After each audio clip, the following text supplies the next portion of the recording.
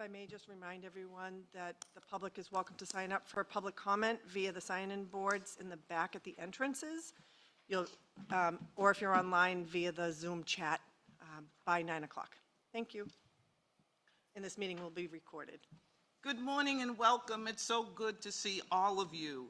I hope that everybody had a healthy and a happy and a few adventures this summer. It's been way too long since we've been together. I mean, May is a long time ago, but here we are to begin this year. And one of the things that I've been delighted to hear when I've checked in with you is that many of you, like me, during your summer vacation, visited libraries and checked in across the country. So I hope that I get a chance to chat with you about that. But I want just to remind you that, you know, we're here at this trustee meeting. It's an open meeting designed to present and discuss our programmatic, administrative, and fiduciary business of the library. And today we're going to not only welcome some new trustees, we're going to have a guest speaker who is making his way down the stairs. But to begin today, I just want to remind you of something that I know that brings all of us together. And it's the fact that libraries are the most trusted institution in this country. People come to the library for solace, for a safe space, to be inspired, to learn something new. And for many people, the library is a portal to their future. I want to begin today by acknowledging the EDI statement. And I'm saying acknowledge because I'm not going to read it to you. This statement guides our deliberations, and in it we reaffirm our commitment to racial equity and principles of inclusion. We recommit at each of these meetings to our principles of racial equity and principles of inclusion. And we recommit to being an anti-racist organization. It's also important that we stand on the land of indigenous people, and we pay homage to them for the care that they took in putting these places in our hands. And we pledge that our deliberations today will be guided by these principles, and more importantly, our motto, free to all, which means the library belongs to you. So let's begin with our clerk for the board, Pamela Clark, to do the roll call.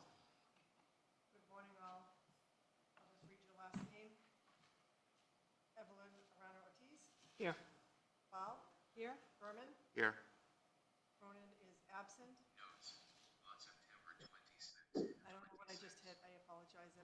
Talking to me. Hyler is also absent today. Hawkins. Here. I'm going out of order. Masso. Here. Westra. Here. And Rush. Here. We have a quorum. I'm And so sorry, I always forget the second W. We have a quorum. Oh, great. Thank you very much. And with that, everyone has had an opportunity to review the minutes. Is that correct? yes. And given that, I'd like to entertain a motion to approve the minutes. So moved. Thank you. Second. Thank you. Any discussion? All in favor? Aye. Any nays? Any abstentions? The agenda has been accepted. And just so everyone knows, I forgot to acknowledge Representative Tyler, who is on the Zoom call today, and she also accepted the minutes. Great. Welcome, Rep. Tyler. Good morning, everyone. Morning. Thank you. We have yeah, we're really excited because the mayor has appointed 3 new trustees, and I believe they're here today. John is here? Is he here? Jay, is there any way that we could view the trustees on the screen? Jim Canellis, Raymond, Dr. Lou, and Portia Alawala are our new trustees. They are on the. They are, you can see them? Yes. And Jim, welcome. Could you just say hello so we can hear you and tell us why you're excited to join our board? Yes, thank you so much. And I hope you can hear me. Can you? Yes. Terrific. And we can see you now as well. Thank you, David. And just what a privilege. I'm looking forward to really diving in and having an opportunity to get to know all of you. I've had the pleasure of working with some of you and certainly with David over the years, and I'm looking forward to extending and deepening that partnership. I'm grateful to the mayor for the appointment, and I'm delighted to be joined by 2 other outstanding individuals whom I know you're going to hear from in a moment. So more to come. Look forward to seeing you at the next meeting, but did want to come here at the beginning just to say hello and to acknowledge this step. Thank you so much. Thank you, Jim. And Dr. Lou, welcome. Thank you so much. And again, echo Jim's comments, just an honor and a privilege to be part of such a tremendous institution. Grateful also to Mayor Wu for the nomination. I hope to contribute in as many ways as I can, certainly to bring a health professions lens to this. I'm a physician at Massachusetts General Hospital. Thank you. And you'll have an opportunity to meet her in the future, but I know that many of. Portia is on. She is on. Portia is on? Yes. Oh, great. Portia, welcome. Hi there. Good morning, everybody. Portia Olayiwola, she, her, hers, currently serving as the Poet Laureate for the City of Boston. Super excited to be here and to sit on the Board of Trustees as a longtime fan of books. I super supportive and always at Boston Public Libraries, both in organizing, but also just there as a person who loves the library. So super excited to serve in the context of being a writer, a reader, and a longtime patron fan of libraries nationwide. Great. And David? Thank you. I just will offer more welcome remarks when I get to my section. Procedurally, the letters of appointment were filed on Friday, making our incoming trustees automatically trustees as of Friday. And our chair will be acknowledging our outgoing trustees momentarily. Until formally sworn in, however, our incoming trustees are very much welcome to join us, but do not have the ability to vote or fully participate yet. We, of course, will be sworn in officially between now and the next meeting. Chair. Thank you. So, in a transition like that, we welcome the new people and we say goodbye and acknowledge the contribution of our outgoing trustees. First, want to talk about Dr. Jabari Asim, a writer, a prolific writer, a professor of Emerson. He has made huge contributions to the library. And just last week, he sent me a note from the September 11th New York Times. He was so excited that the New York Times had discovered at the BPL an aging newsprint stacked in a BPL warehouse, is how the New York Times reported it. And why is this important? Because it gives the origin of the term Underground Railroad. It's absolutely fascinating. He writes, officially, please convey my sincere thanks to the entire board. I remain grateful to Mayor Walsh for appointing me, to Priscilla Douglas for her tireless leadership, to Pamela Carver for her patience and steadfast assistance, to David Leonard for his kindness and clarity, to the members of the BPL staff whose brilliant contributions will continue to inspire me, and to all the trustees for their exemplary and instructive implementation of trustee business. I look forward to supporting the board and the library in all their future endeavors. Warmly, Jabari Asim. Does anyone have anything to add? No, we thank Kasim for his service. Thank you. And next, Ben Bradley, Pulitzer Prize winner, prolific author, and just a lover not only of the library, but of all things Boston. He's not here with us today. He's under deadline, but he wanted me to convey his sincere appreciation. He served as the chair of the Special Collections Committee, and he also was on our governance committee, so he's made outstanding contribution. I'll say a little bit more about him later. And finally, Linda Dorsina Forey. I mean, for her eloquence. I mean, she has been a force of nature, not only on the board, but through the library. And she writes, it has truly been a pleasure being part of BPL and serving as a member of the board. I offer my sincere thanks to the entire board, Chair Priscilla Douglas, David Leonard for your thoughtful leadership, and the incredible staff of all our public libraries, which continue to be an intergenerational gathering space. I was appointed 5 years ago by Mayor Marty Walsh, who knew how I fought in the legislature, along with my colleagues, to keep our libraries in the city of Boston open. So this has been a wonderful journey, and I am forever grateful to have served as a trustee. You can count on me always to support the board, BPL, of course, my local branch, Lower Mills Library, and the BPL Fund. I look forward to all the great things to come. So thank you to our outgoing trustees, and welcome to our new. So now I have the pleasure of welcoming Chief Jose Masso. He's a lifelong resident of Boston, and he's a respected and innovative leader. Why? Because he understands issues, not theoretically, but by being on the front line. He managed food pantries and has provided care to children and his families. So he's so much more than his resume, so much more than his resume, because he brings his experience and knowledge to his role. He understands and appreciates that food is connected to health, health is connected to our ability to learn, and opportunities to learn create wealth. He thinks broadly and deeply, and he appreciates these interconnections. What better place for him to be in the Office of Human Services? Welcome. Thank you so much. Thank you for those kind words. Madam Chair Douglas, is highly appreciated. Good morning, trustees of the board, President Leonard, BPL staff, and friends and supporters of the Boston Public Library.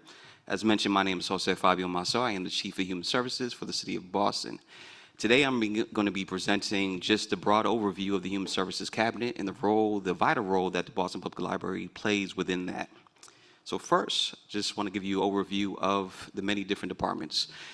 Human Services Cabinet is one of the largest cabinets within the City of Boston. I mean, in terms of our footprint, our real estate, and the amount of people that we serve, the residents that we serve. We have 6 large departments within our cabinet. Of course, Boston Public Libraries, the 26 locations citywide. We also have Boston Centers for Youth and Families, which is 35 locations citywide. Offices of Veteran Services, Age Strong, which is formerly the Elderly Commission, focused on our older adult population. One of our newest offices, the Office of Youth Engagement and Advancement, we just started that office at the beginning of January of this year. And last but not least, the Office of Returning Citizens, being able to support our formerly incarcerated individuals with all their needs. I share this as a broad overview just in the way I like to frame it is indicating that we serve from the youngest to the oldest and everybody in between. So we are literally where people are. We meet them where they are, providing the services, resources, and opportunities for them to be successful. So with that, I'm going to share the role that we play within a large vision that Mayor Wu had presented to us. So in that, she's indicating that she's looking for city of Boston to be the best city to raise a family. So as you can see, green, affordable, and connected, housing for all, climate ready, fossil fuel free, convenient transportation. So these are things that she has elevated many times and priorities that she is executing on. Best for families, the city to do great things, opportunities for every generation, something that, Madam Chair, you had mentioned just in terms of the intersection and the role that the BPL plays with having every single generation be able to enter the space here. Youth in schools, safe, innovative, equitable economy, of course, civically engaged. And so just painting that as the framework, as the broad overview of what is that we're striving towards, the role that we play within human services and being able to achieve this goal. Now, our vision within human services is basically to fit in within that, right? Make sure that we envision Boston as a city where all residents have easy access to the services, resources, and opportunities they need to truly thrive. And what I share is that there is a large gap between surviving and thriving, right? And so we normally think about people who are surviving day to day, who are living hand to mouth, who can't really just think about next week, next year, because they are focused on today. They are focused on getting food on their plates, clothes on their back, make sure they have a roof over their head for themselves and their families. That gap between that and thinking long term, having a savings account, having basically employment stability, food security, all the things they need to be able to thrive. We want to make sure that we're able to fill that gap to get them to that space so they're able to thrive.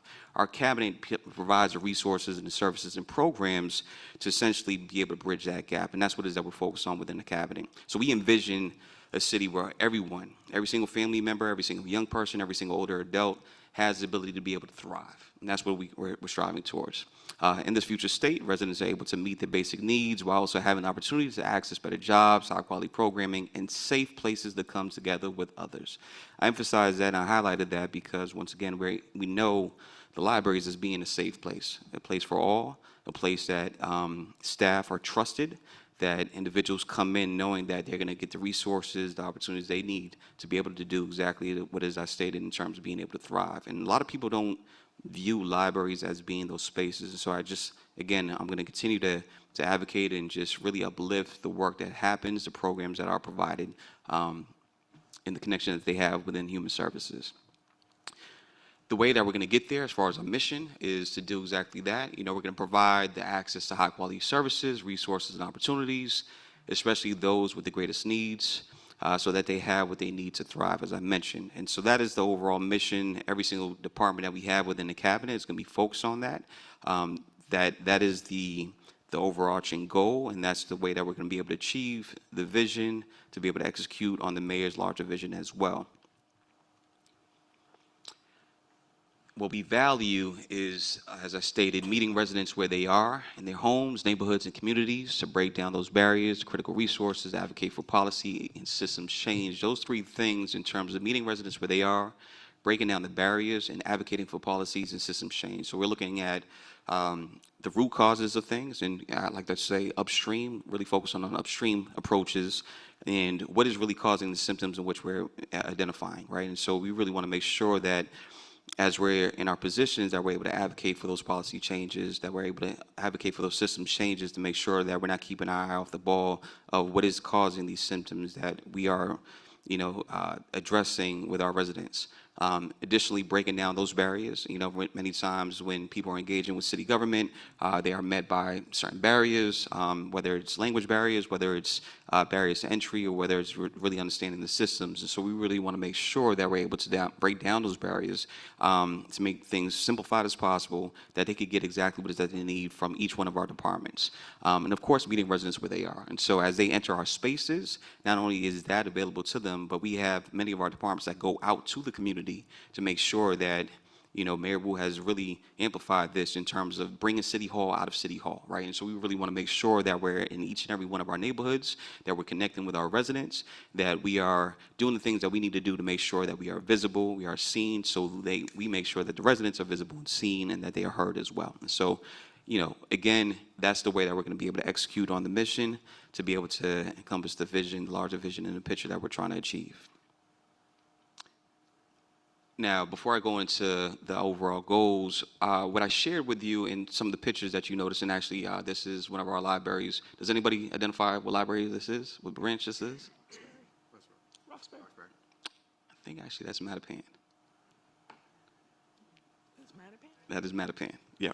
So, so just quickly, so within my first 90 days, what I actually just shared, if you just take a look at the pictures, within my first 90 days, I had the privilege of actually visiting all of our locations. So I visited all of our branch locations. I visited all of our community centers and all of our senior centers. And so this is a senior center in Austin Brighton. This is a community center in East Boston. I was not prepared to play basketball with the young folks there. And of course, this is our branch in Mattapan. And I share that just because even though Boston born and raised and had the privilege of actually visiting many of our locations individually and as a parent and as a caregiver, I was able to do this in my role as chief to really have a better understanding of the services that we provide, the programming, to be able to connect with staff. As you can see, I was not dressed up in a suit. I actually like to go into places. It's not an undercover boss mentality, but it's just really along the lines of being able to connect with individuals exactly where they are, whether it's residents and staff, and be able to get a sense of what the needs are, what's really making things work. What are some of the gaps and some of the pain points, and to be able to address that and be able to support. And so as I'm able to report back to President Leonard or any of the staff members of some of the things that I'm seeing or hearing on the ground level, so I can also have a basic understanding. And so if anybody from the community says, hey, Chief Maso, this thing is happening at this branch, I've seen it firsthand, right? And so I have that basic understanding. So I did that within the first 90 days to ground myself, to have that understanding and make that connection. And so as I'm out and about within the community, I'm familiar with our branch locations, I'm familiar with our community centers and many of the staff that actually work there. And what I love to say is one of the key takeaways that I had, especially visiting our libraries, the stories that were shared by the staff members, the tenure of decades of service and dedication that many of them express, the ways that they got into it, whether their parents were librarians when they were young children and they were always just in that space. Those stories were just so wonderful to hear. And just the importance and the passion that they poured into the work. And so it's a beautiful thing when you're able to see members of your team execute on passion and purpose, right? And so to be able to see that at this level was just really just enlightening for me.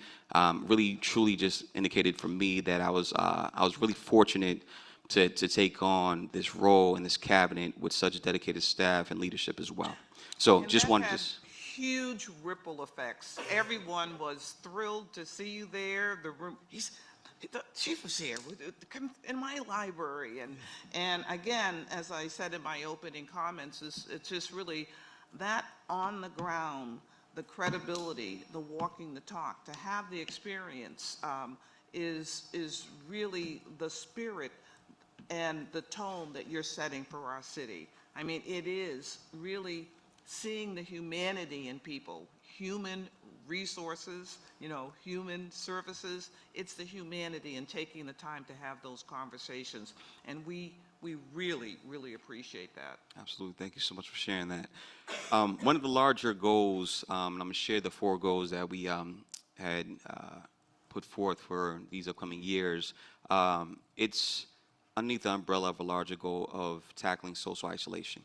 The Surgeon General earlier this year had put out a report about social isolation and just the ripple effects and the impact that it's had on not only older adults, but many of our young people with mental health issues, especially on the heels of the pandemic, and what it is that we're seeing now.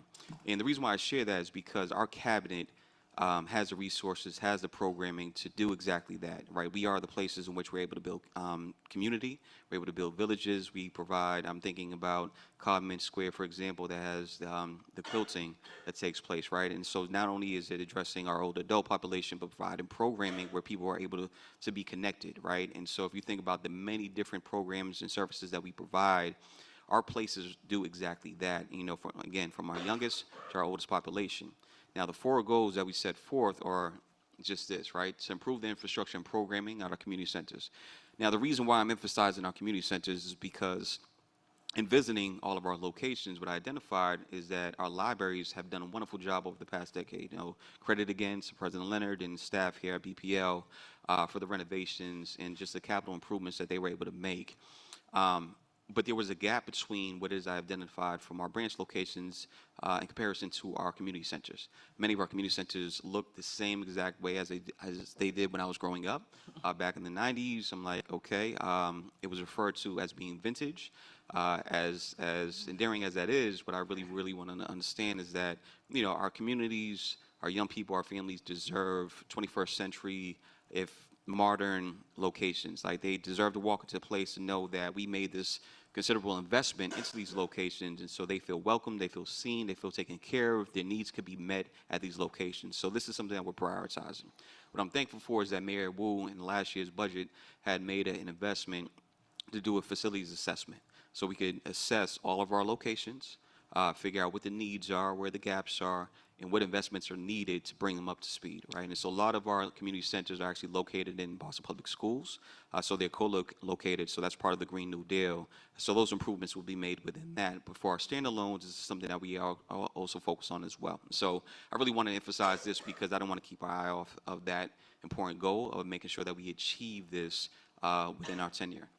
The second one is reduce the barriers to access for residents and provide high-quality services. This is focused more on our staff development, the professional development for our staff members in all of our departments, to make sure that they have the training and resources needed for them to do exactly that, right? So as residents come through their doors, that they feel confident and ready and able to make sure that, hey, we are finding the solutions. If somebody comes in, again, more than likely, this is not the first time that they're actually engaging with city government.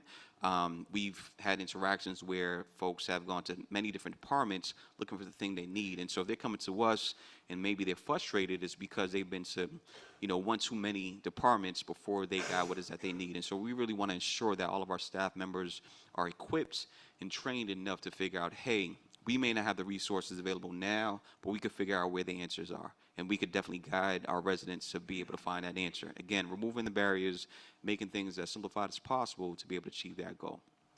The third one is provide more comprehensive programming to our older adult population. Again, there was an investment in this fiscal year to be able to do exactly that. I'm thankful for the role that Boston Public Libraries has played, and President Leonard had made a commitment to actually having an older adult librarian in one of our branch locations. And so again, looking at, and I talked about the many different programs as well, located citywide.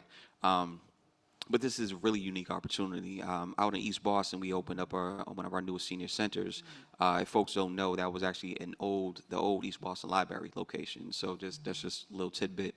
But there, it's not too far located from, it is some distance. However, just thinking about what the connection is to the East Boston Library and to the East Boston Community Centers and what is our need to be able to do there, want to make sure that they have the programming and the services that they need to be successful to, again, tackle social isolation, to be able to build community, find a village, and be able to thrive. And last but not least is to make Boston a leader in youth engagement. And so part of this was to be able to launch the Office of Youth Engagement and Advancement, which we call OYEA. And so that is main focus to be able to not only house the Mayor's Youth Council, but to engage with young people where they are. A lot of the work led by the Executive Director, Pedro Cruz, has overlapped some of the focus priority areas here at the Central Branch location as well, and then working closely with the staff here to be able to address some of the focus areas on our youth population, especially from our local Boston Public Schools and local schools nearby, to be able to figure out how does we best support them.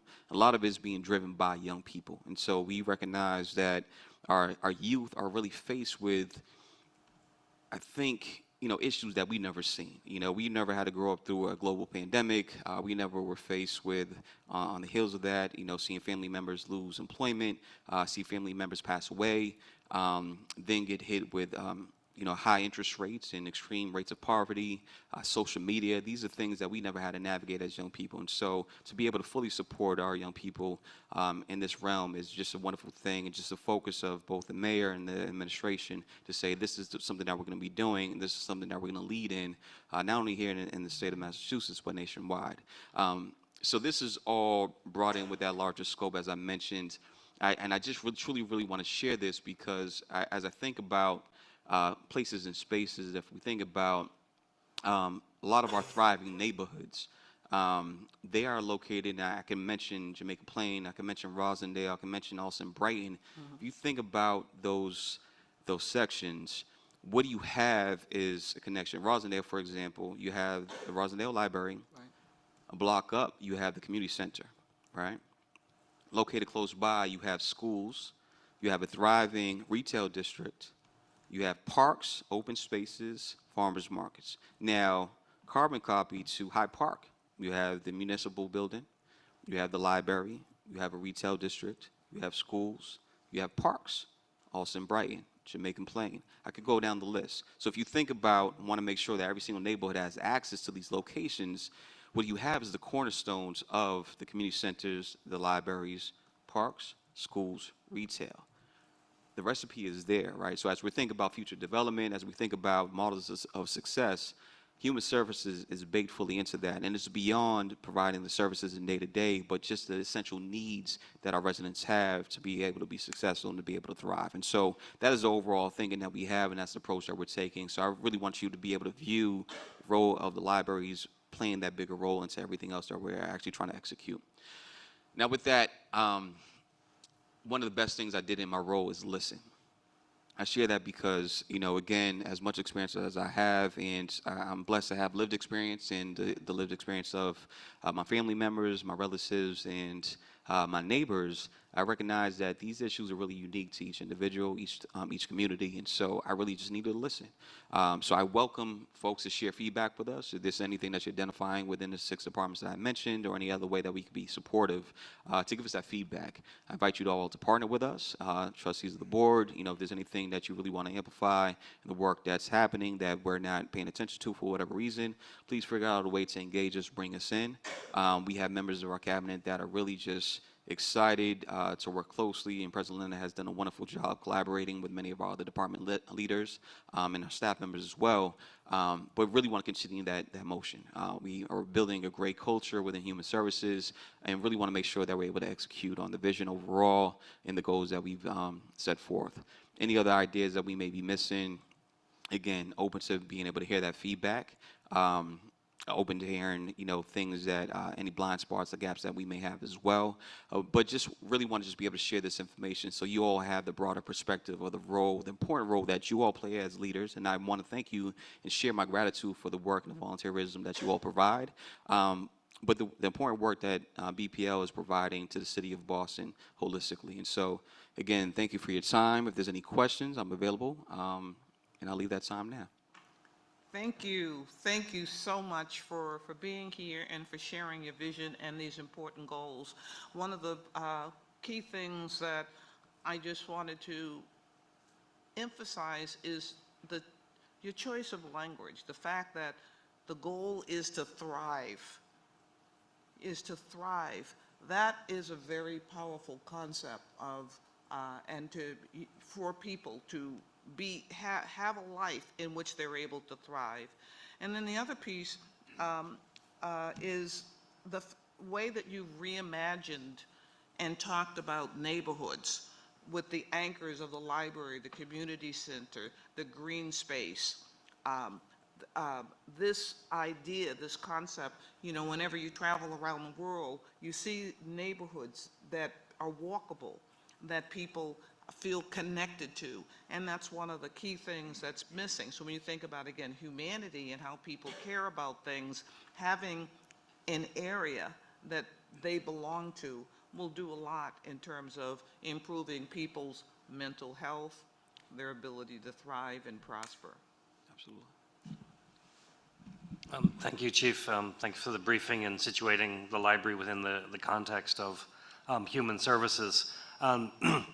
We've always believed that the library exists at the intersection of the education and lifelong learning space, arts and culture, but the human services and civic engagement space is really where we have the opportunity to increase our collaboration. And thank you for your praise of the library, but it's really Michael Colford and Priscilla Foley's areas that make that come to life. So it is the staff, both here at Central and across our branches, who are making that needs-based interaction with all of our residents come to life. And so I just want to call that out. But I think you'll find welcome voice for this vision among our fellow trustees as well. Questions, comments? Yeah, I have a quick question, Chief. Thank you very much. Can you hear me? Yep. Chief, thank you very much for your presentation. As you know, the library had been, I think, part of Arts and Culture, and we were recently switched over to the Health and Human Services Division. And I guess I'm wondering how you view not just our physical locations, but the programming and the services that we provide. You know, we provide books and literacy and that sort of thing, how that fits within your vision of human services. You talked a lot about the physical structures, but I'm more curious about the programming and how that fits within your cabinet. So I think, what was really interesting is that I learned the many different programs that BPL provides, right? And so if you think about ESL classes, you think about support for returning citizens, you think about just amazing abilities for people to be able to rent out computers to do video editing. If you think about the entrepreneurship support, right? Those are all human service components. And so everything that you provide from the basic level of, you have both the physical infrastructure, right, of places where people could come into, but you also have the programming that, just a few that I identified that are all interfacing with our city residents, that are all beneficial to our city residents. Those are all human services components, right? Whether, it's all about a reframing. So you could frame it in the space of education, of arts, which is all facts. However, if you're looking at it from the framework of the services that we're providing for our city residents, that's exactly that. That's exactly what it is that we're looking to do. And then overlaps. And the intersection, like I said, I had no idea the support that they provided for returning citizens here within BPL, but yet, of course, the clear collaboration with the Office of Returning Citizens, it's a clear line of saying, hey, we could be able to collaborate and do that work together. The Office of Youth Engagement and Advancement, with the focus and emphasis on supporting our teen population, again, that's collaboration and that is available as well. So I think it's just many opportunities in terms of the programming that's made available, looking at some other unique ways of providing additional programming or supports for our older adult residents. The many things that already takes place, it's just making the connections. We already have the demographic that we're working with. It's just making the connections to say, hey, let's bring you all through the door, because I think there's a population that just doesn't know that these things exist, right? And that, once again, are all just rooted in human services. I would just, and I think that's great, and I appreciate that. Just as a coda to that, I would urge you to think generally about literacy, and specifically with respect to younger users, and not just literacy about reading books and understanding books, but financial literacy, media literacy, really sort of creating effective citizens among the younger population of the city. And libraries can really provide some programming there. And I know the library is doing a lot, and I would urge you with the library staff to think about focusing on that as well. Joe, I'll be honest with you. I think probably the reason why I didn't mention that is because I think I don't want to assume that's a given, but it definitely is. And so that is I believe in, my previous capacity before I was chief, I was executive director of a youth serving organization that was early education all the way up to teenage. And of course, that is a big component of that, right? And I believe every young person should be able to do, 5 key things, and we actually were able to roll it out with Connect, Learn, Explore, with learn how to ride a bike, learn how to swim, learn how to engage in arts, sports, and learn how to grow things. The other component, actually, what I really truly believe and live by, is financial literacy, right? And so as we look at our teen population, that's an avenue in which we could be able to then engage them, because if we're able to make sure that our young children are financially literate, that they are responsible adults as well. And so we could definitely be able to think more broadly about how does that we name it and frame it as well. I think if I can add that, the library has made explicit resources around media literacy, nutrition literacy, digital literacy, in addition to the ones that you've both mentioned. But reading really does remain at the core. We know that third grade reading levels are the strongest indicator of either success or lack of success later in life. And honestly, I think we could all do a greater job of centering the importance of literacy and the support for reading levels for our school-age kids than we already do, particularly coming out of the pandemic, which I think is one of the reasons we're excited to see the Office of Youth Engagement and Advancement be a strong partner within the Human Services Cabinet as we go forward. Absolutely. I want to change the age spectrum something. First, it's a great father-son moment here, so I want to acknowledge that today. But also, one of your goals is provide more comprehensive programming to older adults. Yes. And you implied that it takes a village. We know it takes a village to raise children. I also believe it takes a village to nurture people in their more senior, mature years. And what can the library's role be in that goal? I think twofold. I think one, they already do play a role, and as I mentioned, the programming that does exist, and so I think it's making the connections, and so making sure that there's clear collaboration with our Age Strong Commission, so that these resources and these programming are easily made available to our older adult population. Two is I think just really naming it. I think President Leonard could run down a list of what currently exists, but as we talk about what is happening now, right? The more we talk about it, the more the understanding is there. The more the older adults are able to say, hey, as they look at their respective community and if they report back to say, hey, Chief, nothing exists here, I could report back to them and say, well, actually, we have these things taking place at, your local branch. We have these things taking place at your community center. Here's the connection that is made there. And so I think, again, what currently exists, we have to name it. We have to put it out there to make sure that people know about it. What doesn't exist, we have to be able to, again, if we're looking at neighborhood specific, we have to figure out, all right, what are the needs, what are the wants? It's the same way that I talked about finding out from our young people what is that they want and need. We have to do the same thing with our older adults. And you're absolutely right, that it takes a village on both ends. And so that's the reason why I'm truly blessed to be able to say, like, from our oldest residents, our youngest, and everybody else in between, is because we need to be able to anchor ourselves in figuring out how do we support both ends, because it does take that village and that community and make sure that both are supportive. Yes, Trustee. Chief Monson, thanks so much for coming. This is great. I wondered if you could share a bit more about what you learned on your tour of the branch libraries, both in terms of what staff are feeling and where they think there might be a need for greater support, and what patrons are thinking in terms of what the library isn't doing that it could be doing to help them. Sure. So it's over a year and a half now, but nonetheless, I think the key themes that I identified, I think there was a general spirit of pride that each staff person took, in the work that they did and they were able to provide.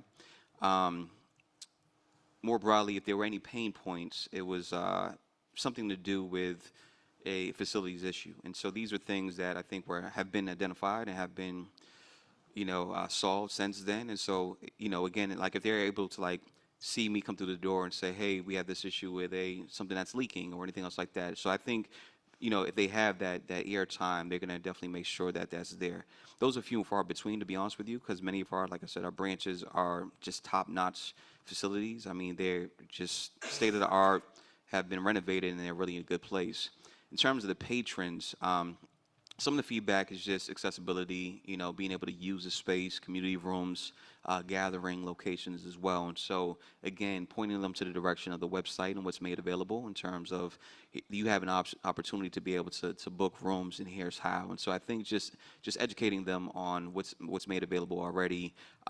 If they're voicing like, hey, we would like to use this space, all it is be pointing them in the direction of like, this is exactly how it is that you can make that happen. Well, thank you so much for being with us this morning, and thank you so much for your leadership. And, when I think about your message today and our relationship with you, what comes to mind is that you care. So we appreciate that. Thank you. And thank you. We look forward to inviting you back in the future, or bumping into you at one of our libraries. Absolutely, definitely looking forward to that. Thank you all.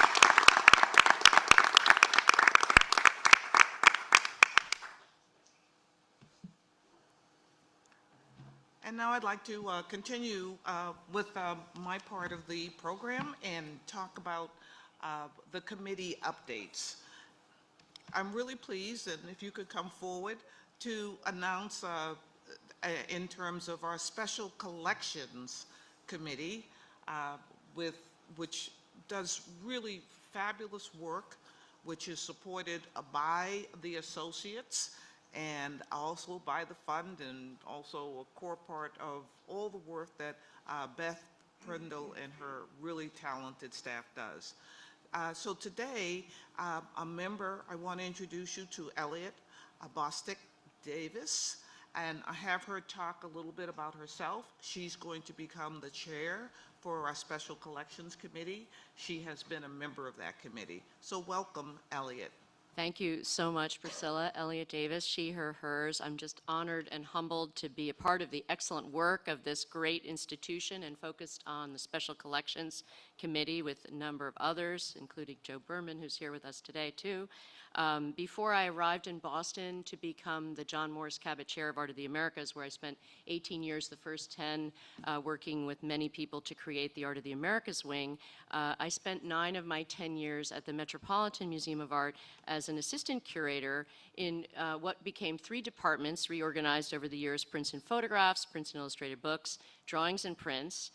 There I was in charge of American, British, and contemporary collections. It spanned everything from, of course, prints, but also maps, books, currency, drawings, silhouettes, and many special collections, including 650,000 printed trade cards called ephemera, including the baseball cards. So yes, I was the first curator at the Met to install an installation and exhibition of baseball cards. So I'm thrilled to be here. I love the Boston Public Library. It's been an incredible resource for everyone on our teams and MFA and my own work recently, and I was thrilled to be able to access the Research Services Department and Amber DeAngelis' team when I read every front page and inside of the Gloucester Daily Times when the Hoppers were visiting Cape Ann as part of the recent book and exhibition for Edward Hopper and Cape Ann at the Cape Ann Museum. So I was thrilled to hear from Joe Masso, his work on bringing more work to the libraries to help relieve anxiety, bring greater engagement with elder and the younger populations. My own work has also been in art and well-being. It's called Well-Being, Thriving. It's called a number of things, happiness, but mainly it's my privilege and joy to bring more joy to others through art and special collections. So thank you so much, Priscilla and David and Beth Prindle and Pam, whom I'm sitting next to, and everyone here who does what you do. Thank you. And a hearty welcome to you, and just want to extend my congratulations on the 2nd printing of your book, Hopper. I hope that some of you were able to get up to Cape Ann this summer and see that incredible exhibit. And if you didn't, it's on, you can listen to it. I think it's on YouTube. And Jim and Marjorie did an interview with you, so there's lots of ways for you to access that, but you can just buy the book. Or you buy the book, or you can take it out of your local library. As soon as I return my copy, right? Yeah, that's right. Yeah, I have to return that. So thank you. The second part of this announcement is to let you know that Joe Berman will be stepping in as well as a leader with Elliot for the Special Collections Committee. And Joe has been a member of the Special Collections Committee. And do you want to say anything as well? We're thrilled that you're going to do that. Now, other than I'm excited to be working with Elliot and everybody else on the committee to shine a light on this really incredible, special, in all sense of the word, collection of the BPL. Joe is a long-term member of the Associates. Louisa is here. We have a great relationship with them, and so we'll be able to tie a lot of our special collections thoughts together. And David is thrilled about this too. Everybody's excited. Beth, do you have anything to say? Thank you so much. Thank you, Elliot, for coming. Thank you.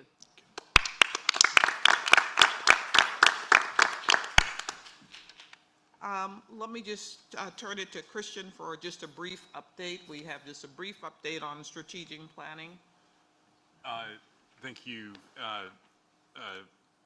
Priscilla, yes, we've had an eventful summer in terms of the process for the strategic plan. As a committee, we came together, we developed an RFP application, which was published in the Globe. We solicited applications from various design and consulting firms. We had a very robust response. 12 applicants ended up submitting formal applications, and the staff and other stakeholders met and selected from that group 5, and so we're going to begin to interview them shortly in the coming days with the hope of hopefully making a selection within the next few weeks. So we're really delighted by the quality of the firms that have expressed interest, and once we select a firm, we will start to move into a higher gear and really coordinate, collaborate, and share with this group some of the great work that we're expecting to do. And so thank you, Trustee Wester, for your leadership in that area. All of you will be involved. We'll have much more to share with you once we get through this administrative process. Next, given that sometimes a picture is worth 1,000 words, I have like a bunch of little photos that I want to share with you. We had hoped to talk about some of the exciting things that were happening at the library. I don't know how many of you saw the cows around town, the cows on parade, right? People are smiling. We, of course, at the library, in my opinion, had the best cow. And it depicted Basquiat and all sorts of, I'm not going to go through all the artists on there, but you can see Frida Kahlo and others. And if you notice when you came in, it's not in front of the door. It was sold. So that tells you how popular that was.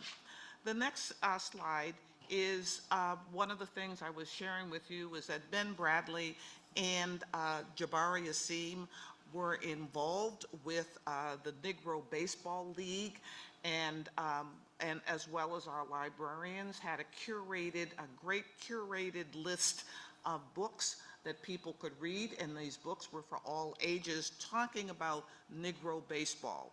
We invited what that whole era was about. We had 2 conversations that were in the auditorium, one with Charles Steinberg, that's in the picture on the top, and the other with Oil Can Boyd. Do you want to add anything, Jose? Sure, thank you, Priscilla. You know, I think this was one of those moments where the synergy of everything that was happening around the city worked in our favor. First and foremost, it was during the NAACP convention that took place during the summer. Second, it had partnerships of other people who were engaged, and we, of course, folded in with our programming. We made it possible for the use of the library and our trustees to engage in these meaningful conversations with these illustrious people. You know, Dr. Steinberg is somebody who has a rich history in Major League Baseball, and then, of course, having Dennis Oil Can Boyd as being one of the speakers here just was like the icing on the cake, if you will. And so I think, again, it's a perfect example of how we use our space, how we bring elements of the community to these spaces, how we use the resources that we have, and also the talent that we have, both here on the board and, you know, in the staff and others, to be able to share these important moments with the community that become meaningful. You know, there were a number of young people that were here that took this on, and then aside with that, you know, the National Negro League Museum had their exhibit down at Emerson, which allowed people to then see that exhibit as well, and which then highlighted the history of the Negro League in the United States. So I think this was just one of those moments, and I want to thank, of course, Ben and everybody else who made this possible, and your leadership as well, Priscilla. Thank you. Thank you. People came to RAB. We had about 80 people for Oil Can Boyd, and many of them had not been in this space before. And they kept saying, wow, this is so nice. This is so nice. I didn't know this was here. So we did make a few new friends and reach populations and people in the city who hadn't been here. The next slide is Leventhal Map Center is on the left, and I hope that many of you had a chance to see the building blocks exhibit that was here this summer. If you did see it, you were among the 20,000 people that saw it. And it's really a great way for us to highlight our special collections.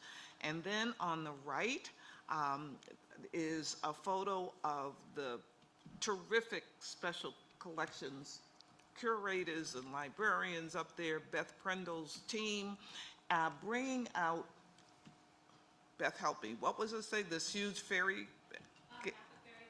A map of fairyland. So there is a process, what Beth and her team have done, they've created something called samplers. And you can actually go up to the special collections and sample, but they come up with great themes. This was about magic, so go to the next slide, please. And if you wanted to learn about magic, which I went up to learn as much, there was a challenge to find the house where Miss Muffet lived on the fairy map, which was very, very dense. But what I really enjoyed was learning about this early 19th century magician named Black Herman. You can go and you can learn more about this. I don't know what the next sampler is going to be, but I know that it's going to bring in kids and families and visitors up into the special collections. It makes it come alive. As I mentioned, and the next slide, during my travels this summer, I had an opportunity to go to Helsinki. I gave a talk over there, and I just want to, you can go online. This Odie Museum, Odie Library is quite extraordinary. You can see in the bottom right, the picture of the library. That's the external. It's a beautifully architectural place. Above it is the interior. That's really kind of the children's on the third floor.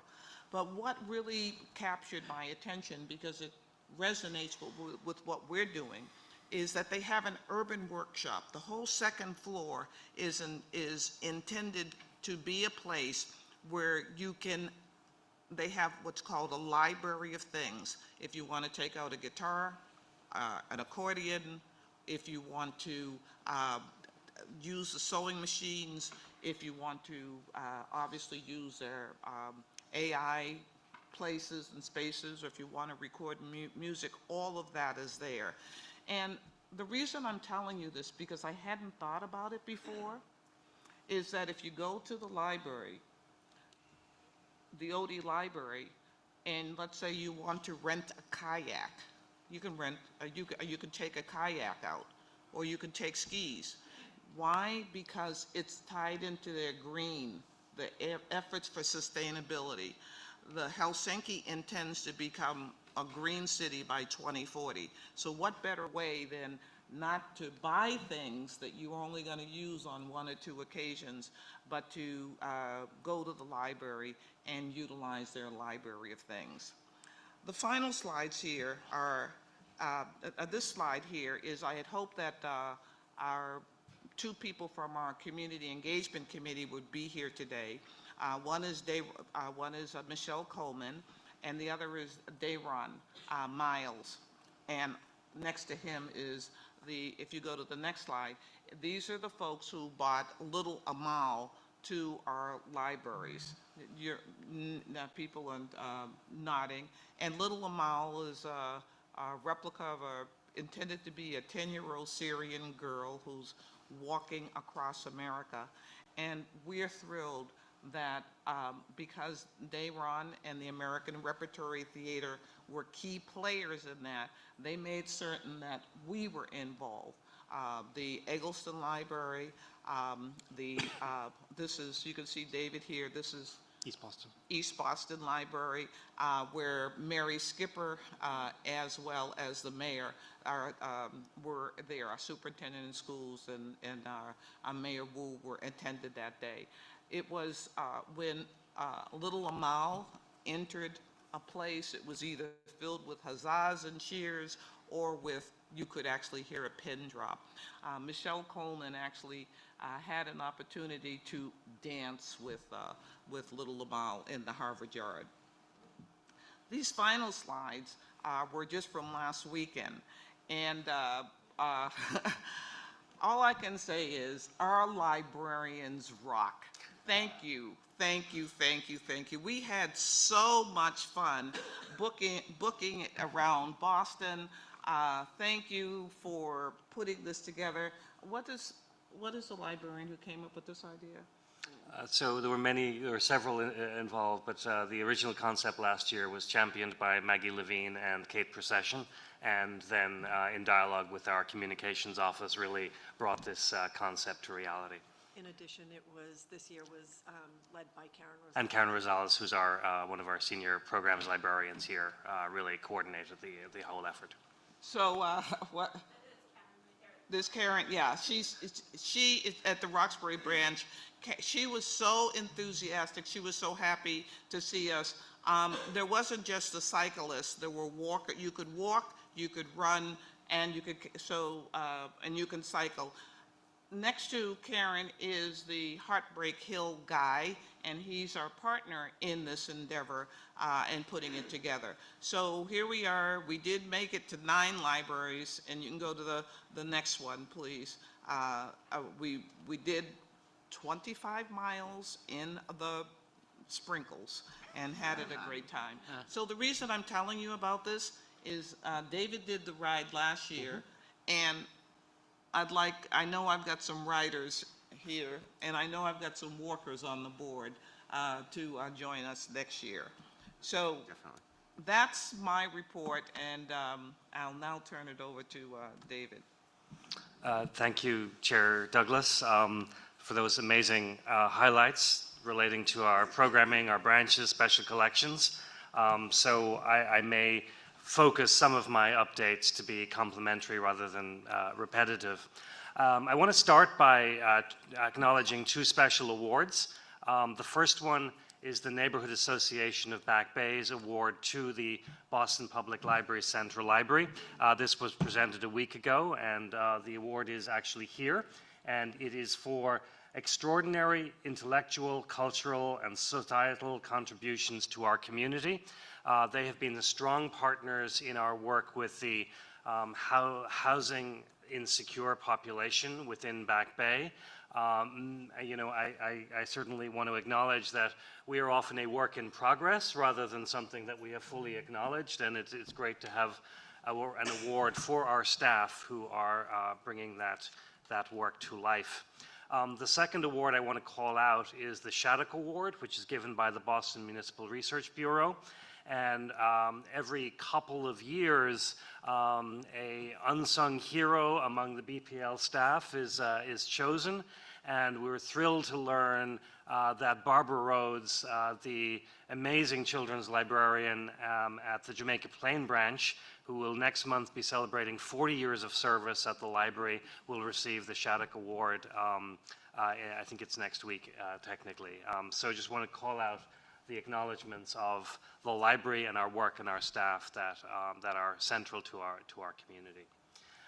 It has been a very busy summer, and Chair Douglas has recounted many of the highlights here. I do want to draw attention to this 30-page document, which was submitted to the trustees and is part of our audit report. Vice Chair Evelyn Arana-Ortiz will talk about the financials part of that report a little bit later in the agenda. But this document serves in some ways as an annual report on our activities and articulation of the priorities for the year ahead. I will not read the whole thing to you at this moment, but I do think it is very significant in highlighting incredible work across youth engagement, workforce development, both here at Central and across branches. And if people have questions or need more, now I think almost everybody had a chance to read it. So if you want David to comment on anything, anybody have anything in that report? Okay. I'll Thank move you. to capital and then pause for more questions if there are any at that point. So again, I'm not recounting the entirety of our slate of capital projects, but I do want to update you on some significant highlights. First of all, the Faneuil branch at Oak Square in Brighton. We are finally wrapping up construction, and our current goal is to reopen before the year's end. The exact date is dependent on our construction firm being managed by the Public Facilities Department to complete some work, including some items that unfortunately had to be redone because they were not up to acceptable standards. So we are experiencing an additional slight delay there. The next meeting of this board will be at the Hone and Alston branch, so we may be able to preview the Faneuil branch at that time. Please stay tuned. We're keeping the pressure on as best we can. This has been a community that's been eagerly waiting for its branch to be returned, although well served by both the Brighton and Hone and Alston branch staff in the meantime. The Fields Corner branch is finishing up its final part of design. The either final or penultimate community meeting during design is later this week with the community, and so construction will hopefully start there late spring, early summer. The South End branch, as you are aware, experienced a facilities catastrophe due to flooding. We have selected with community input the architect, and they are going through the final contractual administrative work at the moment, and will begin what we have agreement from the city will be an accelerated study and design in order to get that project going as fast as possible. We are in dialogue with the South End community about bringing additional services, and will commence operating initially for one morning a week at the United South End Settlement Space in the South End. So we're excited to be able to have a temporary space, at least for part of the week there, in addition, of course, to other programming and pop-up activities that the staff are doing now that we have South End branch staff back on board. We had a number of vacancies limiting some of our capacity there. The Eggleston Square branch, we have an architect selected there, and they will go straight into design once that contractual agreement is reached. I want to note two things. The West End branch in particular, the title to the building was transferred to the housing department, who declared the site surplus as part of the process, all about facilitating what will become a housing and branch project on the existing site. And so a developer has been selected, and that process is also going through formal approvals. And then the sixth highlight I wanted to mention today, while not an active capital project, I want to note it because there was some coverage in the press recently. This is a proposal being brought forward by a developer of a site in the Fenway area who's working with the BPDA on developing the total site, and they're proposing essentially a mid-size or smaller branch of the Boston Public Library. We are in the process of vetting that proposal, and so it's not an active capital project, but I don't want to ignore it because it has been covered in the press already. Should it become a project that moves forward, we will of course update you more formally on that at the time. David, would that be an entirely new branch? It would be an entirely new branch. That is correct. And we have several criteria we would like to address during this vetting stage. One of which is what is the justification and the density of population within that neighborhood, which has certainly experienced change. Proximity to other locations, for example, and several other criteria that we're considering at this time. Let me pause for any questions or comments on capital projects. I have a question. So, these projects can take years, right? Yeah. Roxbury was one. Do you have a process, in terms of once you do a closing, how do we provide services, how do we partner with, other members of the cabinet to serve the community, and can you just talk a little bit about the process? Yeah, so, and I may ask Priscilla Fola to come forward and add to my comments as well, who's our Director of Neighborhood Services, overseeing all of the branches. So typically, a programming study is about a year long. Obviously, the branch is still open under normal conditions when we're doing a programming study. Design normally takes about a year as well. And then the actual construction phase can be anywhere from 1 year to 2 years, depending on the complexity and the site.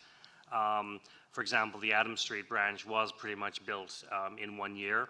And obviously, if we're moving to a new site, as we will be with Chinatown, the existing site can stay functional until the new site comes online.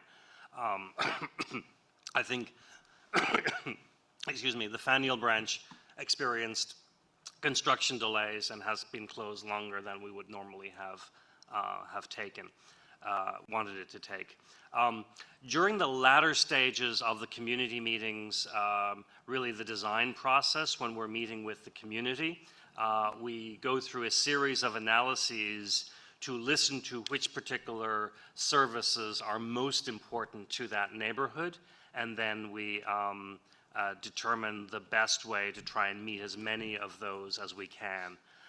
We do not have, for example, a bookmobile. We do not have capacity to stand up an entirely temporary site in a neighborhood while construction is going on. And it is worth, I think, noting that compared with other cities across the U.S., the Boston Public Library has one of the highest densities of branch libraries to population and geography in the country. And in most cases, certainly all of the 8 closures over the last 10 years, residents have gone to use locations that are nearby.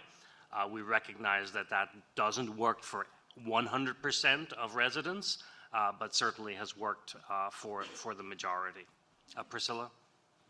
Just in mentioning Roxbury, this was obviously a few years ago, we had multiple programs at nearby branches that were supported by the fellows, which is additional programming money that we have there. In addition, we had Frugal Books, which very much welcomed all of the library staff there to do teen programming, book clubs, and other activities. Anytime there was an outreach opportunity in the Roxbury neighborhood, the lovely Alan Knight, branch librarian, was there making sure that the library was represented.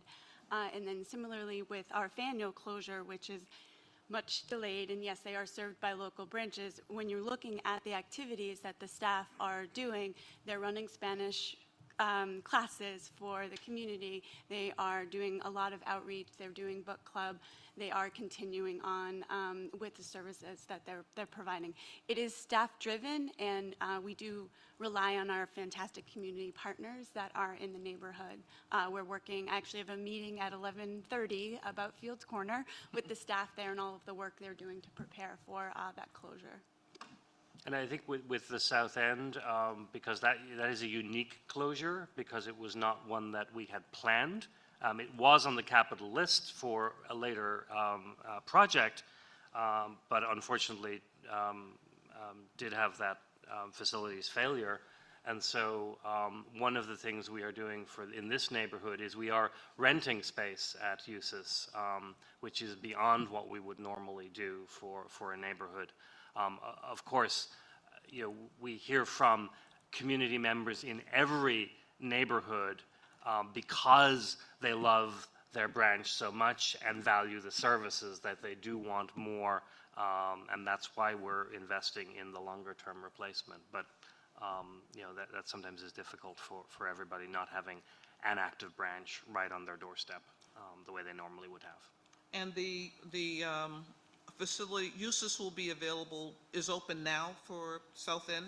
So it is a space that we have rented for a specific time during the week, so 10 to 12:30 on Thursday mornings for 6 months.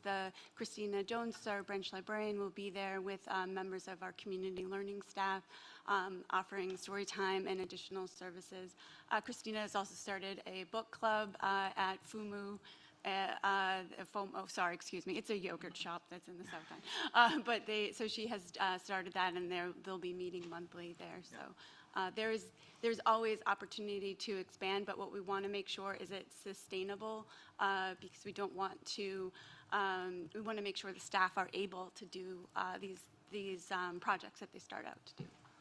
I guess my question or comment, I guess comment first is that I'd like to see, you know, specifically with the South End, because that was sort of catastrophic and unplanned, you know, some thought given to what do you do in those situations, right? And how do you immediately pivot, or not immediately, but quickly pivot to trying to replicate, to the extent you can, services that are lost to that neighborhood? While I realize that there are other branches close by, you know, the sudden loss of a branch is catastrophic for a neighborhood. You know, having a couple of hours a week seems to me to be, you know, the least we could do. And if there's a way to create a greater sense sort of urgency, trying to staff up some of the programs. I don't know if the books are available to be transported to another area where they could be checked out. Just sort of thinking about what you do in those situations, I think would be very helpful to the residents of the South End in that neighborhood who really rely on that branch.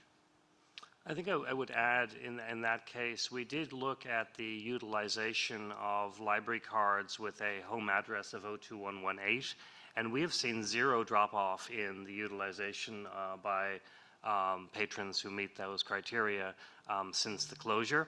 Now, not every utilization is triggered by you. You can walk into a branch, but it does suggest that you know, that people are continuing to use services. I would not diminish the ability to access our online services in addition to in-person services at, in this case, branches that run the ring around the South End neighborhood, the Central Library, Chinatown, Parker Hill, Roxbury, and Upham's Corner. And so I agree that you know, this is a catastrophic and unplanned event, and one that we certainly you know, we're disappointed to learn about ourselves. But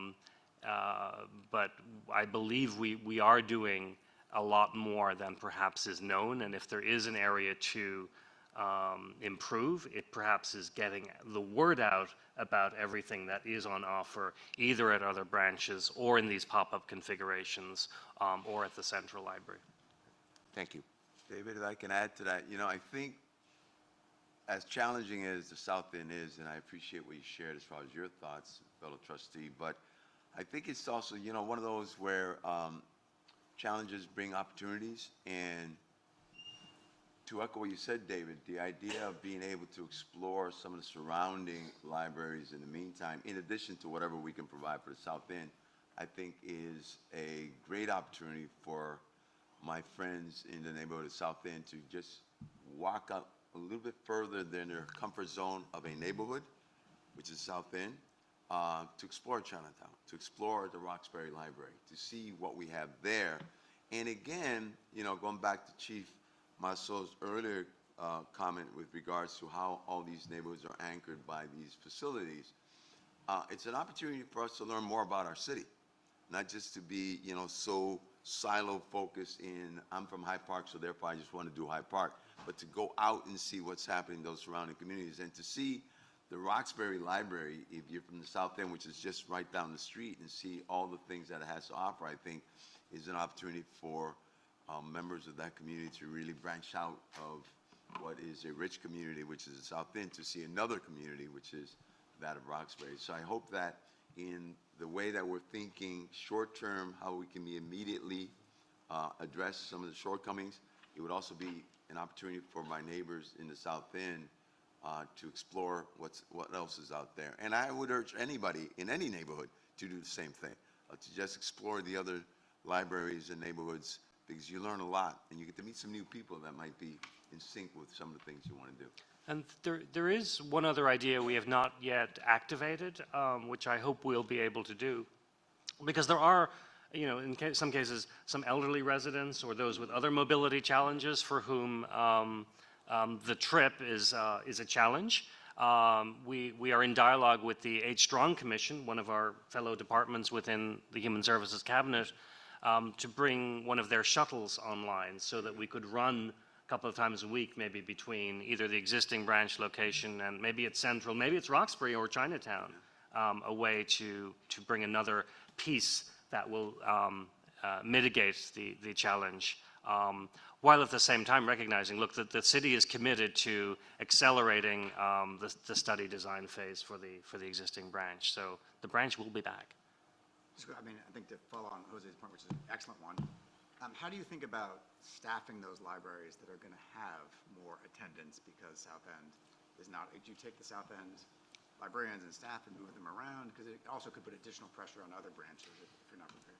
So in certain situations, we have two unions who are so fantastic. We're very fortunate to have great working relationships with them. The staff are reassigned to locations, usually nearby. In particular, we know, I'll just use JP as an example. When they were closed, the Connolly branch absorbed a lot of their work. And so with that, we needed to give more staff to those. So we 100% plan. And then also our Fields Corner staff are actually just surveying their patrons and saying, where are you going to go when we close? And so then they'll be like, well, maybe I'll go there too. So it's that we make sure that the staff are able to welcome them in the nearby neighborhoods, and we are always able to prepare for that. Thank you. I mean, this is also a constraint on our ability to be agile, is the fact that coming out of that first phase of COVID, hiring was one of our biggest challenges. Staff capacity was and remains our biggest challenge. We're currently at 474 staff, fully staffed positions today, or yesterday. Some stats to go along with this, which is the final part of my report on this section. We've hired 113 new staff since July of 2021. Out of 474 people, that's 25% of our staff that are new. We remain, so the number of staff in new positions since that time are 225. That means there have been at least 112 internal promotions during this time period as well. People moving to something more desirable, moving up the ladder, a location they prefer. Each of those counts as a hiring event for us. And so while there's a lot of hiring going on, I ultimately also care about bringing new capacity to the system. And so Priscilla and Michael and all of the teams do a great job of, with collaboration with our unions, of ensuring that our staff are moved around to where they are needed most. When a branch is closed, we have to do the right balance of ensuring those staff have a work home while it's closed, but also continue to have capacity that continues to offer services to those neighborhoods. Our current vacancy count is now 67 positions. That includes about 24 new positions in this current budget year. So we had just got it below 50, which was our target, and we have the great benefit now of adding new vacancies to it. But for the staff doing hiring, that is, still a substantial number of positions that need to be filled. And it's a competitive hiring landscape. We have our own internal procedures that are sometimes onerous. We have the city's internal procedures that are sometimes equally onerous. That combination together is a challenge. So sometimes our frontline and our back of house service teams do not have all the resources that they need to do everything that is required of them or that our communities want to see. Thank you. I have brief highlights on Thank you, Priscilla.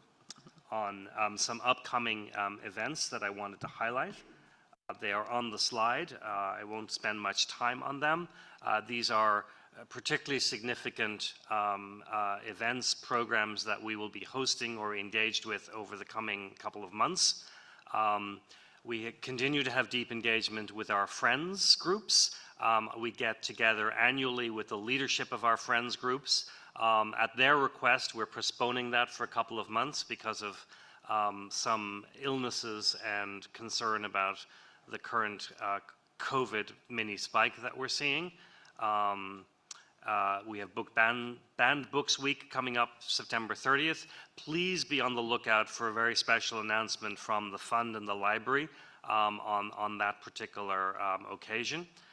We have other events with both the Boston Public Library Fund, Night in the Stacks, the Associates Writer in Residence Reception, the Boston Book Festival on October 14th, our partnership with the Museum of African American History on October 20th, Salvaging Celtic Spirituality on October 31st, and our Drucker Lecture on Architecture and Design November 4th. So despite all of the challenges, our staff are putting together an amazing set of programs, and these are just some of my personal highlights. Others will have theirs as well. We look forward to a strong year ahead. We look forward to the strategic planning process and engaging around the McKim vision and the other work that you have heard about today. So that concludes my report, Chair Douglas. Thank you very much. And in these upcoming events, these are events that the trustees are invited to. Absolutely. Yeah. Please come join us. Put them on your calendar. They don't require biking around the city. No. Not unless you want to. No. Okay. I'm going to turn it over now to Vice Chair Evelyn Arana to do the Financial and Audit Committee. All right. So in your, Emily's here. I'm like, where's Emily? So in your package, you have the financial statements. They're in draft form. We're waiting for a couple of things from the fund to finalize them. The Finance and Audit Committee has reviewed the report with, the statements with our auditors. There were no major findings. And did they join on the phone, Pamela? Yeah. So I'm going to pass it on to them to see if they want to say anything. But basically, there were no major findings. We will get the management letter and the staff's response. They're not? They're not? Yeah, Okay. sorry. Okay, no, I thought they were on the line. Thank you. The management letter will be received in the next few weeks with the staff's response to it. But like I said, there were no major findings in the financial statements, hoping that people enjoy their numbers. Are there any questions regarding the financial statements? Because we need to take a vote to approve. I just want to reiterate that the committee had a chance to review them and didn't have any major questions. There were no all questions. The only thing I'm going to highlight that was new in the financial statements is there's a new GASB requirement for how do you report software as a service, where it needs to be reported as an asset based on the value, which makes sense because you don't have physical hardware. You sort of, the hardware is part of the service that you're receiving. But that's the only new item in the report, in the financial statements. Other than that, everything is the same. Any questions? Revenues are going up, but so are costs. Well, the auditor, they do a really comprehensive job. The reports are well written and obviously easy to follow, and they pay a lot of attention to our portfolio. The other thing I want to call out is this was the first audit report for our new CFO, Emily. Ellen, post-retirement, assisted in some of the questions. One of the things that they did note was that the handoff between the two CFOs was very seamless and very, efficient. So no concerns from the auditors. Anything else I missed? I would just like to reiterate David's point about reading the essentially annual report. there's so much information in there, and it's fascinating, so I highly recommend that. Thank you. Jeff, anything? All right. So are there any questions? No? All right, so I will take a motion to accept the draft of the audited financial statements for fiscal year closing in June 30th, 23. So moved. Second? I'll second. All in favor? Aye. Any abstentions? Any nays? All right, So moved. so moved. The And next, will you introduce him to Sean as well? I don't think everybody knows Sean. say hello to Sean. Sean Monahan. Sean Monahan has been our longstanding supervisor of accounting and one of our key leaders of our financial team, now under the leadership of Emily Tokarczyk, new CFO. But Sean and his team really do an amazing job at managing the financials and just ensuring everything is shipshape and providing any data that is required to understand whether it's a trust fund or an expenditure or, you name it, and his team is on it. Thank you, Sean. And a former Shadico. He keeps us honest. All right. Thank you. So the next item I have, it's the Fellows Athenaeum Trust Advisory Committee. I have an update. I always like to start with a brief history. The Fellows Athenaeum was incorporated back in 1866. And in 1974, they donated all the assets to the Boston Public Library for the purpose of providing literary and instructive programs at Roxbury Branch. This committee was created back in 2004. The purpose is to oversee the expenditures of the fund and make sure that so what we do is every year we initiate an RFP process where people from the community propose different programming events that we fund as part of this, the expenditures of this grant through grants. So this year we approved 20 grants for programming around families, youth, adults, seniors, and the list is pretty comprehensive. They're very exciting programs here, talking about, a city that, we want the residents to thrive.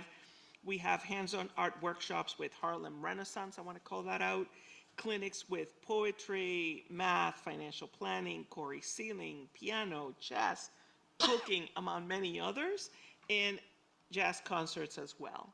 So take a look out, for Roxbury's vibrant programming. And you have on the slide, we have a grant, we approved, the distribution was over 200,000. The programming totals 147,000 based on, a little bit over 147 based on what was submitted. So, any questions? No? All right. Evelyn, I how really are want these- to, the diversity of these programs is terrific. Amazing. Go ahead. Yeah. I was going to comment on exactly that, but also how many of these are continuing projects that you're funding year over year, and how often are you bringing So I new want people to, into the program? yeah, so in here, well, that doesn't say they're renewals. No. I think usually it's like about 50-50. And actually, we have a process of evaluation. So for example, if you carry out a program, you have to do sort of a debriefing package where you get evaluations, and our project manager is really good at assisting these programs. And if you didn't launch a successful program, you don't get renewed. So we go through a very comprehensive program, process of, if you launch a program, you did not get outreach, you only had 2 people in it, you don't get approved for the following year. So, but I wouldn't say it's about 50-50. After COVID, we did not accept, during COVID, we had programs around the neighborhood, but we only approved programs that we already knew about, that we trust the people who were launching those programs. Then after COVID, when things started to normalize starting last year, then we started accepting news And the number of new programs are increasing. I would say it's a little less than half. But there's some programs like the piano, they've been going on for years, and there's a waiting list, and we make sure that we rotate the number of kids. They've been doing concerts at the conservatory for their final performance. They're really good programs. I would just like to thank you and the other members of the committee that are nominated by the Friends and by staff, and I think Rep. Tyler is also on the committee, so it really is a combination of trustees, staff, and community members, and so it's really amazing to see all that work come to fruition in this list.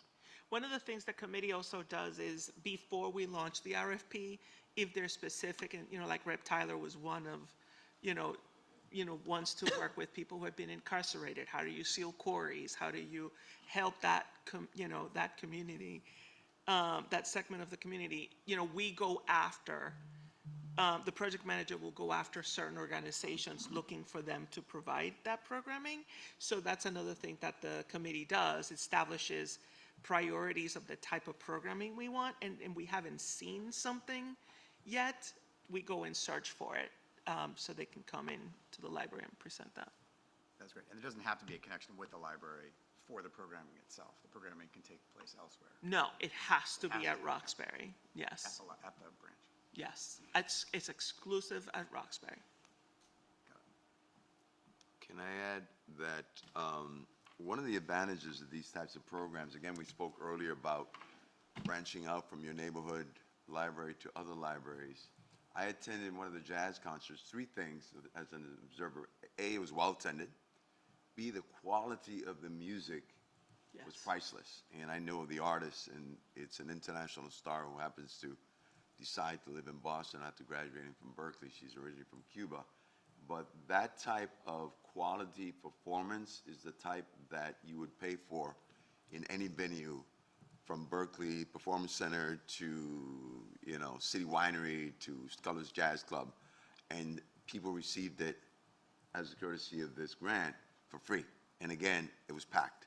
Then the third piece was, it was on a Saturday afternoon, and a number of the people you were there for the first time, and they would see the performance taking place at Roxbury, and behind the performers, you could see Newman Square right through the window, which was just a beautiful, picturesque moment, right? And if any of you have been to Shane Liu Theater in Rockport, where you see that same type of venue where you're watching the performer, and then behind the performer, the glass shows the bay, that's what we were seeing right there in Roxbury. And so I think, again, these types of moments are the types where the investment, the return of investment is seen live right at the moment, right? And so I would urge, again, those of you who are watching us, those of you who are leaning in today for the board meeting, really explore outside of your neighborhood what's happening in some of the other libraries. And in this one in particular, see all these types of activities which are worth your while. So I want to, again, congratulate and thank the fellows for making this happen, because it's really priceless in my mind. It is, I think, special to Roxbury, but I want to also take this moment to call out Jeff Hawkins and Paula Seki for a new program the fund has brought online, which is to make grants specifically available to our other branches throughout the city, because our mission and desire calls us to have equitable outreach across the entirety of the city. That doesn't mean it's going to be equal or the same thing in every neighborhood, but there are different ways to balance that. Yep. So we are using the resources of the fund in a way to help balance this incredible program that's dedicated to Roxbury. So actually, you asked that question, and I'm like, now I was curious. Yeah. And I do have who's new and who's renewed. It's 50-50 for this year. Yeah. That's great. I mean, I think both from what we're trying to do at the branch libraries, but here, and I think Chief Mazza said this as well, we just need to make sure as we're delivering the services to the library that it's not always just a top-down approach. What I love so much about this is there's the community involvement, either at the staff level or other community members who have ideas that the people in leadership, might not have. And seeing that bubble up is exactly what Jose is talking about. I mean, that's where you get the interconnectivity between the community, the neighborhood, the other services that are provided, and it's just so hard to do unless you try and tap into that entrepreneurial spirit that they have. Thank you, thank you. That's your report is completed. That is complete. Thank you very much. We're going to move on now to new business. New business. And I'm asking, are there any new business? And that might even include an announcement that somebody would like to make, one of the trustees. Okay, so thank you so much. Then I will turn it over to our clerk, Pamela Carver, to moderate the public comments. We have 4 signups today. I will take you in the order that it was received. We have half that are online and 2 that are here in person, so I'll rotate between. The first one was Siddiqui Kambon. He is on the Zoom call, Jay.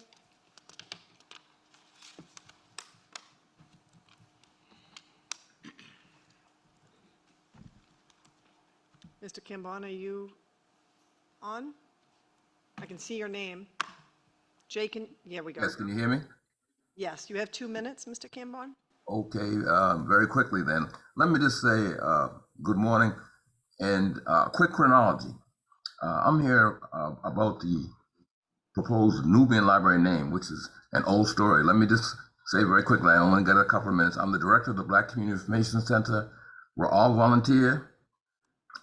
We in fact led the effort to have the former Washington Park renamed Malcolm X Park, New Dudley Street to Malcolm X Boulevard, and we said it's ridiculous to have our primary commercial district named after former Governor Thomas Dudley in the 1600s, who led the effort to legalize slavery in the state of Massachusetts. We had so much momentum, we ended up with a ballot question, and on November 5th, 2019. Prior to that, State Rep China Tyler arranged for myself to do a presentation to the Transportation Committee regarding the station. So what happened was that I did the presentation. A couple of state reps said, if you do well with the vote, you're probably in good shape with the station. We won the vote November 5th, 2019. Roxbury residents, 87% voted in favor of changing the name to Nubian Square. And so essentially what happens, we got a call a week later from the office of China Tyler saying that based on that vote, that the state legislature approved the Nubian Station name. So we had Nubian Station and Nubian Square. Our next goal was the library. This was back in 2020 with Mr. Leonard, who assured me that there would be a community meeting to get a sentiment of the community as it pertains to our wanting the Nubian Library name. It never happened. I got invited, I got something right here, invited to a trustee board meeting, virtual, and was assured that no vote would be taken on the name. At that time, in a surprising instance, Mr. Gallery, the then chair, proposed that it be called the Roxbury Branch Library. And of course, we oppose that in the community. So just very quickly, let me just say that what has happened is that we're really frustrated. Here we are 4 years later talking about the same situation. The community wants the Nubian Library name. In fact, Mr. Leonard has stated publicly that— I'm sorry, Mr. Kambon, can you, I do have to move on to the others. If you can just give one final sentence, we'll close the vote. Yeah, we would like to see a vote taken by this body in favor of the Nubian Library name to bring closure to this situation, because let me just say very quickly that we've gone through everything we can to get this name. And so the sentiment out here right now is that, well, this is what the community wants. Is racism the issue behind this whole thing? And that— Thank you, Mr. Kambon. I do need to move on to the next person. Before we move on, the Board of Trustees did vote on the name, and we consider this issue completed. We appreciate what our speaker has just presented. Once again, is the history of why that a vote was taken. It was not successful. We had the support of the neighbors and many organizations that preferred the term Roxbury, a library, to replace Dudley. And we pay tribute to the robustness of that community by calling it the Roxbury Branch at Nubian Square. Thank you. Thank you. Next, we have Charles Carey with SES. He's here. Do you need to, can you come down to the microphone, or do you need me to bring it up to you? Okay. So just real quick, there'd be 100 people in this audience if the seniors all had really good mobility. But this is a big issue, the whole closing of the south end, okay? And so Joe Berman's comments, if you remember, I think he was right on. You know, when I hear this is going to take a year, this is going to take a year, and this is going to take a couple years, it's like the mass Cass, okay? Everything is going on forever. So keep it short. Everybody in the South End would appreciate you doing everything you possibly can. 2.5 hours at USIS is great, but we need 20 hours, okay? Please push. Thank you. Thank you. Thank you. Next online, we have Jamada Smith. Ms. Smith, your mic will be opened. Oh, thank you. Thank you very much. I know I have 2 minutes. First of all, I just am very thankful for the Boston Public Library. When I was a little girl on Humboldt and Townsend, our library was on Townsend Street. It was in between Roxbury Memorial for girls and Roxbury Memorial for boys.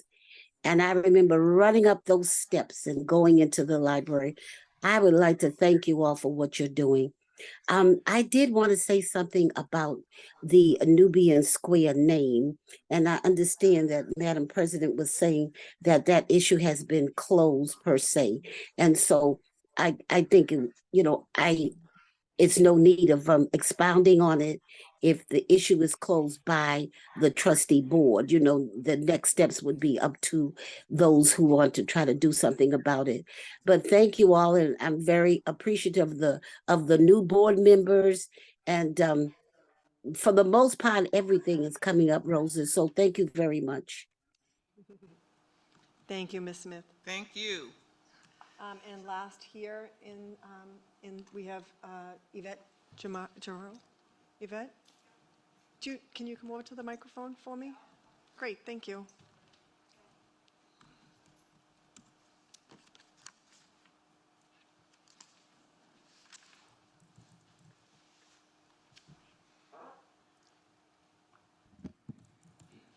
Good morning, and thank you for giving me this opportunity to speak to you.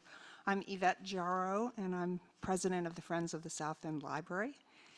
And I appreciate the discussion that was held this morning, and I appreciate, I think it was Mr. Perry's remarks just a few moments ago and Mr. Berman's remarks earlier. I'm here today particularly to alert to you, and maybe some of you have already noted it, but we had sent to Pamela a package of documents about recent history with regard to the South End Library. And given the time frame that has already occurred, which is over a year or just about a year and a half of closure, and the upcoming continued closure, we are here to say that we need more than 2.5 hours at the facility at USIS. We need something like 3 to 4 days a week with several hours a day where people can regain some of the vibrancy and the thriving, to use an earlier word, that was occurring at the South End Library. We had a very welcoming place where patrons and staff were known to each other and offered important learning and connections to one another, and we've heard how important connection is for our well-being. And so really we're feeling that unless more services in an accessible, welcoming place are available, the connections and learning that are not happening because the South End Library is closed is really going to affect seniors, employment, seekers, and young children because of the mobility issues. And I've asked Pamela to distribute our message to you, and we thank you for your attention and consideration Ms. for more services. They did receive, I did receive your, they did receive your documents yesterday. Thank you. And Thank you so much for coming and sharing your point of view, and I hope that you appreciate the conversation by our president, David Leonard, and by Priscilla Foley. So thank you so much. The only other thing is we did receive written comments that were sent to you yesterday in regards to a few, we had one from Mr. Blake, and then we had the documents provided by the South End Friends. And that is it. Thank you. Thank you very much. Our next meeting will be at the Houghton Library, which we're looking forward to. It's a beautiful space, and we'll have a chance to, I'm sure we'll meet the local Friends group and be warmly welcomed there. Could I entertain a motion to adjourn? So moved. Thank you. Second? Second. All in favor? Aye. Aye.